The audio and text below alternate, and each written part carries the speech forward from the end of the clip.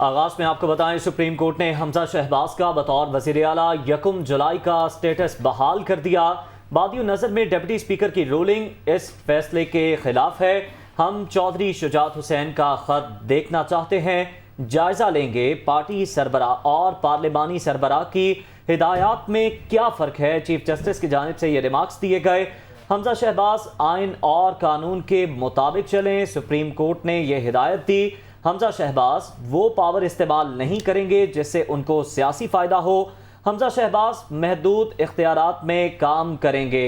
साथ ही साथ अदालत की जानिब से यह भी कहा गया कि सूबे में मेरिट से हटकर तकर्री हुई तो उसको कलअदम करार देंगे। सुप्रीम कोर्ट ने समाअत 25 जुलाई तक मुलतवी कर दी। जी हाँ, हमजा शहबाज पंजाब के अबूरी वज़ीर आला होंगे। सुप्रीम कोर्ट के फुल बेंच ने 1 जुलाई का स्टेटस बहाल कर दिया। चीफ जस्टिस ने रिमार्क्स दिए कि बादियुल नज़र में डिप्टी स्पीकर पंजाब असम्बली की रूलिंग गलत है। सादा सवाल है कि पार्टी सरबराह की हिदायत पर चलनी है या पार्लिमानी सरबराह की हिदायत पर। अगर पार्टी सरबराह की बात ही माननी है तो इसका मतलब है पार्टी में आमरीत कायम कर दी जाए। सुप्रीम कोर्ट में डिप्टी स्पीकर पंजाब असम्बली दोस्त मिजारी की रूलिंग के खिलाफ दरख्वास्त है। अदालत ने हमजा शहबाज के 1 जुलाई का अबूरी वज़ीर आला का स्टेटस बहाल कर दिया है। आपको बताएं कि चीफ जस्टिस का कहना है कि हम चौधरी शुजात हुसैन का खत देखना चाहते हैं, जायजा लेंगे पार्टी सरबराह और पार्लिमानी सरबराह की हिदायत में क्या फ़र्क है। हमजा शहबाज आइन और कानून के मुताबिक चलेंगे। हमजा शहबाज वो पावर इस्तेमाल नहीं करेंगे जिस पर उनको सियासी फ़ायदा हो। अदालत की जानिब से ये कहना है, हमजा शहबाज महदूद इख्तियारात में काम करेंगे। सूबे में मेरिट से हटकर तकर्री हुई तो इसको कल अदम करार देंगे। सुप्रीम कोर्ट ने समाअत 25 जुलाई तक मुलतवी कर दी है। तो आपको एक बार फिर बताएं कि सुप्रीम कोर्ट ने हमजा शहबाज का बतौर वज़ीर आला 1 जुलाई का स्टेटस बहाल कर दिया है। बादियो नज़र में डिप्टी स्पीकर की रूलिंग इस फैसले के खिलाफ है। चीफ जस्टिस की जानिब से ये कहना है, हम चौधरी शुजात हुसैन का खत देखना चाहते हैं, जायजा लेंगे पार्टी सरबराह और पार्लिमानी सरबराह की हिदायत में क्या फ़र्क है। हमजा शहबाज आइन और कानून के मुताबिक चलें। हमजा शहबाज वो पावर इस्तेमाल नहीं करेंगे जिस पर इनको सियासी फ़ायदा हो।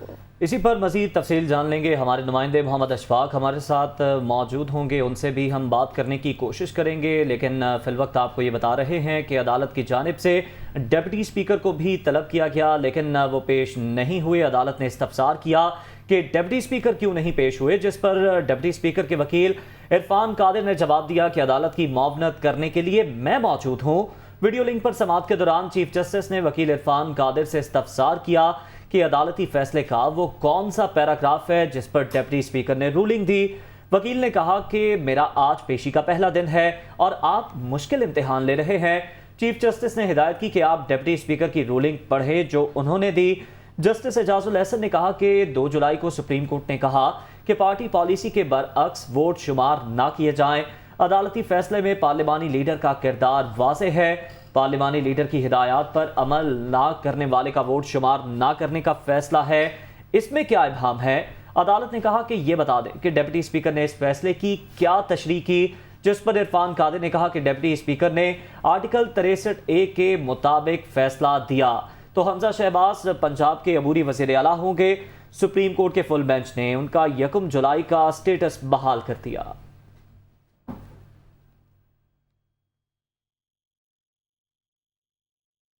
डिप्टी स्पीकर पंजाब असम्बली की रूलिंग के खिलाफ दरख्वास्तों का मामला हुक्मरान इत्तेहाद का चीफ जस्टिस पाकिस्तान से मुकदमे की समाअत के लिए फुल कोर्ट बनाने की इस्तदा। ये बहुत अहम कौमी, सियासी और आइनी मामला है। हुक्मरान इत्तेहाद की जानिब से यह एलामिया जारी किया गया जिसके मुताबिक एहतसाब से बचने के लिए इमरान खान सियासी इंतशार पैदा कर रहे हैं। इमरान खान चोर दरवाजे से इक़्तिदार हासिल करना चाहते हैं। आइन ने मुकन्नना अदलिया और इंतजामिया में इख्तियारात की वाज़े लकीर खींची है। जी हाँ, ये पाकिस्तान के आइन अवाम के हक़ के हुक्मरानी और जमहूरी निज़ाम को दिवालिया कराना चाहते हैं। इनकी सोच और रवैया पाकिस्तान के रियासती निज़ाम के लिए दीमक बन चुका है।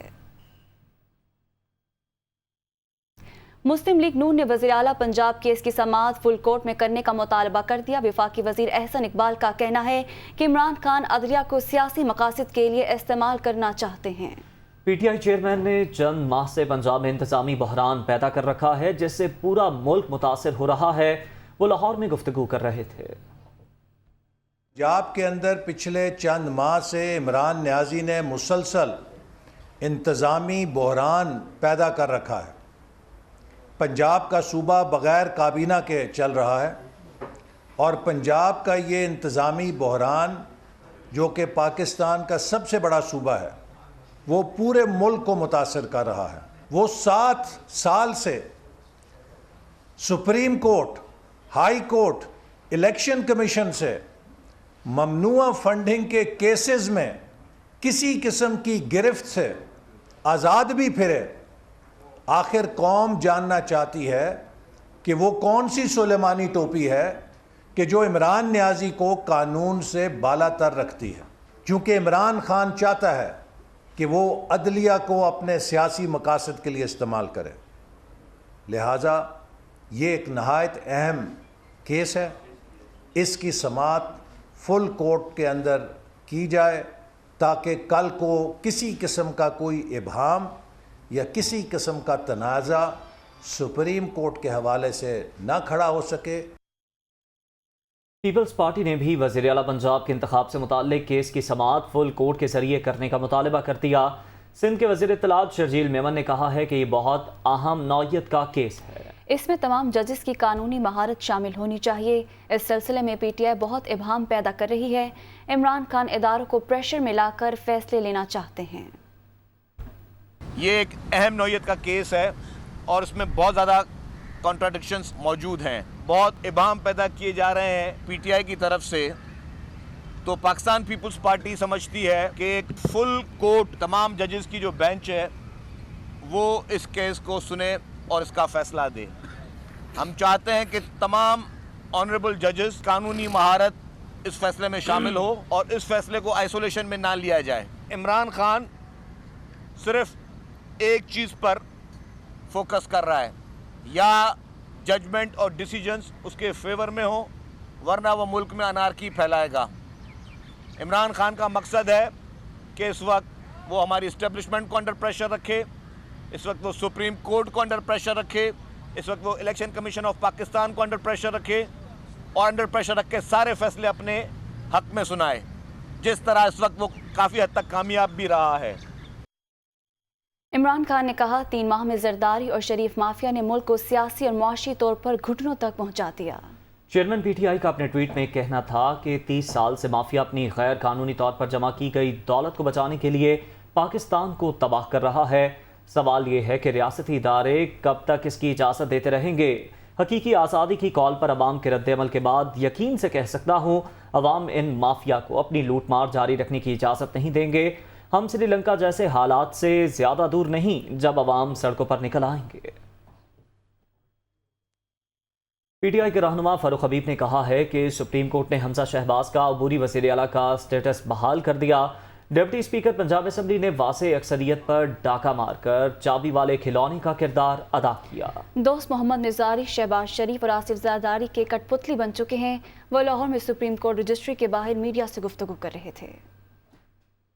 हमजा शहबाज का 1 जुलाई का जो स्टेटस है वो बहाल किया गया है। इसका मतलब ये है कि जो आज का हलफ उसने उठाया है वो हलफ जो है वो अपनी जगह के ऊपर जो है वो विद हेल्ड हो गया है और 1 जुलाई का जो उसका स्टेटस था बहाल किया गया है अदालत के बतौर ट्रस्टी के तौर के ऊपर, ताकि सूबे के अंदर गवर्नेंस का कोई जो मामला है वो निज़ाम ना रुक सके। डिप्टी स्पीकर ने एक चाबी वाले खिलौने का किरदार अदा किया है और जो 186 का वाज़े मैंडेट चौधरी परवेज़ अलाई को पंजाब असम्बली ने दिया है, उस मैंडेट को छीनने में, उस मैंडेट के ऊपर डाका मारने के अंदर डिप्टी स्पीकर ने एक कठपुतली का किरदार अदा किया है। और वो कठपुतली की डोरियां जो हैं वो आसिफ अली जरदारी, शहबाज शरीफ को फ्रंट के ऊपर लगाया गया। वो सबको पता है कि वो कठपुतली की डोरियां किन हदायतकारों और साइंसदानों की तरफ से हिलाई जा रही थी।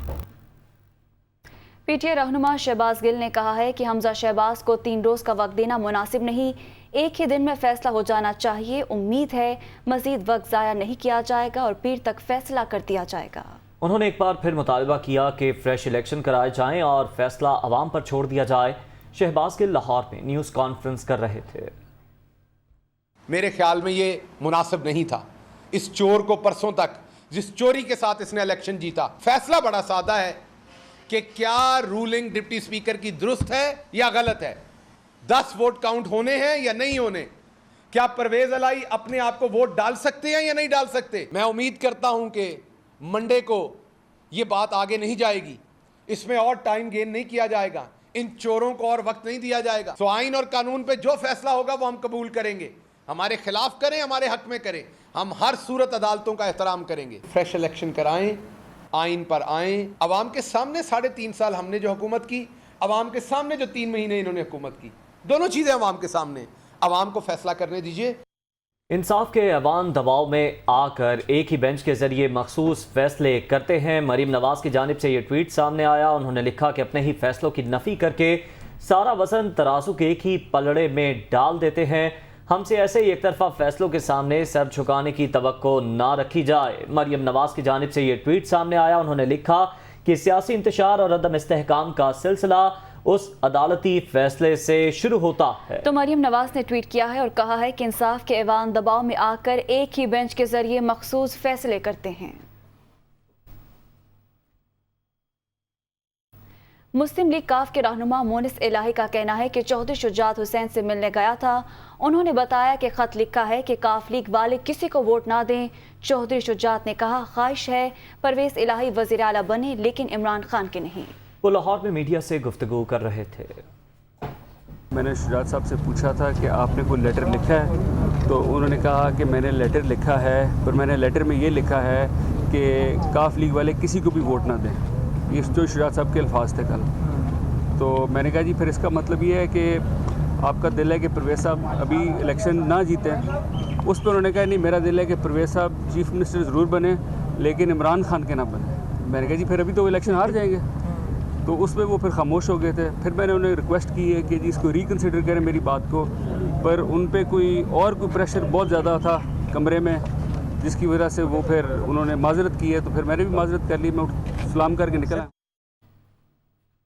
वज़ीर दाखिला राना सनाउल्लाह का कहना है कि पीटीआई ने जिस फैसले पर खुशियां मनाई वही उनके आड़े आ गया। 25 करोड़ और 40 करोड़ की ऑफर्स के झूठे दावे किए गए, कोई वोट नहीं खरीदा गया। चौधरी शुजात के खत के बाद इनके वोट 186 से 176 पर आ गए। इमरान खान मुसलसल झूठ बोलकर कौम को गुमराह कर रहे हैं। इनकी किसी बात का एतबार नहीं करना चाहिए। चौधरी परवेज इलाही अब बनिगाला जाएं और पीटीआई में शामिल हो जाएं।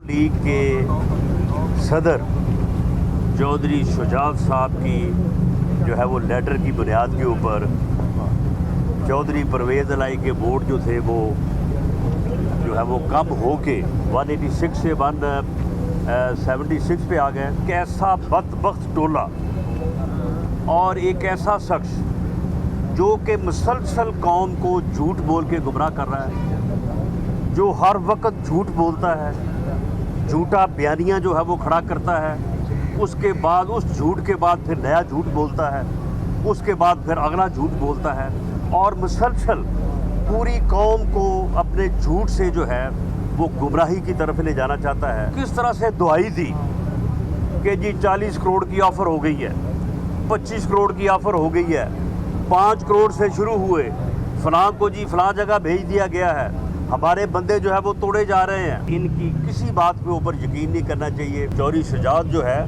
वो पार्टी हेड नहीं है, उसका लेटर जाली है। चौधरी शुजात ने पैसे लिए आसफ अली जरदारी साहब से, यानी कोई एक मेंबर जो है वो इधर से इधर नहीं हुआ। क्यू लीग से तो आप वो बाहर हैं, तो वो अब जो है वो आज ही शाम को वो जाए बनीगाला, वहाँ जाके पटा पहने। वज़ीर इत्तलात मरियम औरंगज़ेब का कहना है कि इमरान खान की धौंस धमकी से आइन और कानून नहीं बदला जा सकता। मरियम औरंगज़ेब का मजीद कहना है कि चौधरी शुजात ने अपने मेंबरान को वही हिदायत जारी की जो इमरान खान ने की थी। रूलिंग इमरान खान के हक में हो तो आइनी, हमजा शहबाज के हक में हो तो गैर आइनी। सुप्रीम कोर्ट ने स्पीकर को पार्टी सरबराह की हिदायत पर वोट मुस्तरद करने का इख्तियार दिया। पीटीआई रहनुमा फवाद चौधरी का कहना है कि सुप्रीम कोर्ट ने डिप्टी स्पीकर से काफ लीग के वोट शुमार ना करने का पूछा है। विफाक में 84 नशिस्तों वाला वज़ीर आज़म है। 155 सीटों वाली तहरीक इंसाफ अपोजिशन में बैठी है। पंजाब में भी जमहूरियत का मजाक उड़ाया गया। 186 के मुकाबले में 179 सीटें वालों को इक़्तिदार दिलवाया जा रहा है। सुप्रीम कोर्ट ने जो इस वक्त जो ऑर्डर दिया है वो इस लिहाज से उसके हम तो समझते हैं कि सुप्रीम कोर्ट ने जो पहले हाफ में बात की वो ये थी कि इसमें कोई पेचीदगी इतनी नहीं है, आपने सिर्फ ये बताना है डिप्टी स्पीकर ने कि हमारे फैसले का कौन सा वो पैरा है जिसको पढ़ के वो इस नतीजे पे पहुँचे कि क्यू लीग के वोट एक्सक्लूड कर दिए जाएं। जो नून लीग है उसके बाद उन्होंने एक बदतमीज़ी की कैंपेन शुरू कर दी सुप्रीम कोर्ट के ऊपर। वफाक में इस वक्त जो सूरत हाल है 84 सीटों लेके नून लीग का वज़ीर आज़म है और 155 सीटों वाली तहरीक इंसाफ अपोजिशन में बैठी है। सूबे में ये कर रहे हैं कि जो 186 सीटों वाली पार्टी और इत्तेहाद है उसको अपोजिशन में भेज दें और 178-79 वाले जो ग्रुप है उसको इक़्तिदार दे दिया जाए। जमहूरियत में तो ऐसे नहीं होता। साबिक वज़ीर दाखिला शेख रशीद का कहना है कि लाहौर में सारा काम प्लानिंग के तहत हुआ है, उनकी जीत भी उनकी हार है। एक बयान में शेख रशीद ने कहा कि दो खानदानों में लड़ाई नवाज शरीफ खानदान के लिए भी पैगाम है। इक़्तिदार के भूखों का जुमा बाजार सिर्फ अपने केसों से बचने के लिए है। कौम देख ले कि नवाज शरीफ और आसिफ जरदारी एक हैं। फजलुर रहमान मुल्क में खाना जंगी चाहते हैं। ज़मीर के सौदागर आसिफ जरदारी ने सियासी और मौशी बहरान खतरनाक बना दिया। सुप्रीम कोर्ट आखिरी उम्मीद है। मुस्लिम लीग नून के रहनुमा अता तारड़ ने कहा है कि आईनी शिकों की तशरीह के लिए फुल बेंच बनाने के अलावा कोई ऑप्शन नहीं, अहम नौयत का मसला है, इसकी तशरीह होना ज़रूरी है। माजी में पार्टी सरबराह के लामहदूद इख्तियारात को माना जाता रहा, जिस बुनियाद पर 25 लोग डी सीट हुए, इसी तरह इन 10 अरकान को भी डी सीट होना चाहिए। आईनी बहरान पैदा करने वाले किस मुंह से अदालत गए? इंसाफ का तकाजा ये है कि इस मामले के ऊपर सुप्रीम कोर्ट का फुल बेंच बैठे और सुप्रीम कोर्ट का फुल बेंच इस मामले को सुने। ये अज़हद ज़रूरी है कि इसमें मज़ीद जज साहिबान का बैठना और आइन की तशरीह के लिए रिवायात को देखते हुए फुल बेंच का इस केस को सुनना। पॉलिटिकल पार्टीज़ ने पिछले 4 माह से पंजाब में एक आइनी बहरान बर्पा किया हुआ है। क्या उनसे यह सवाल नहीं होना चाहिए कि वो आज किस मुंह से कोर्ट गए हैं? पार्टी हेड की जो पावर्स हैं वो लामहदूद हैं। जो पार्टी का सरबराह है उसके इख्तियारात लामहदूद हैं। इनको तो असूलन 10 लोगों को डी सीट होना चाहिए उसी मेयार पे जिस मेयार पे वो 25 लोग डी सीट हुए थे। ये इंसाफ का तकाजा है, ये हमारा मौक़िफ़ है।